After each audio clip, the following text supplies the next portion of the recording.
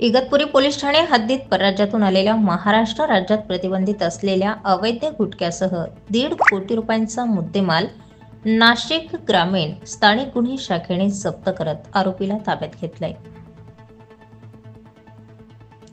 नाशिक ग्रामीण जिल्हा पोलीस अधीक्षक विक्रम देशमाने यांच्या मार्गदर्शन सूचनांप्रमाणे ग्रामीण पोलिसांची जिल्हाअंतर्गत गुटख्याची वाहतूक व विक्री, वितरण व साठवणूक करणाऱ्यांविरुद्ध कारवाई सुरू आहे।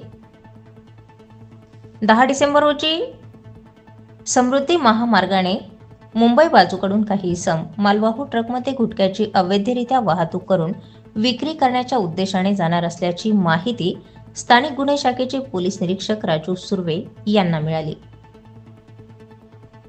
मिळालेल्या माहितीप्रमाणे स्थानिक गुन्हे शाखेच्या पथकाने नांदगाव सदो शिवारात समृद्धी महामार्गाच्या एक्झिट टोल परिसरात छापा टाकून टाटा कंपनीचा ट्रक क्रमांक RJ11CG0091 यामध्ये अवैधरित्या गुटख्याची वाहतूक करणारा अरमान सोहराब खान याला ताब्यात घेतलाय।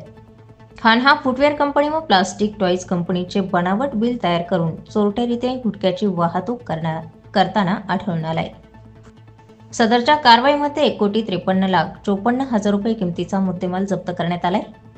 खान याच्या विरुद्ध इगतपुरी पोलीस ठाणे येथे गुन्हा रजिस्टर नंबर 276/2024, भारतीय न्याय संहिता कलम 123, 318-4, 336-1, 336-3, 340-2, 275, 274, 223 प्रमाणे गुन्हा दाखल करण्यात आलाय। आरोपी अरमान खान याला अटक करण्यात आली असून पुढील तपास स्थानिक गुन्हे शाखेचे पोलीस निरीक्षक राजू सुर्वे यांचे पथक करीत आहे। यातील आरोपी हा गुटख्याची अवैधरित्या तस्करी करून कोणत्या ठिकाणांवर गुटख्याचा पुरवठा करणार होता, तसेच सदर गुटख्याचे पुरवठादार व खरेदीदार कोण आहेत याबाबत पोलीस पथक कसोशीने तपास करत आहे।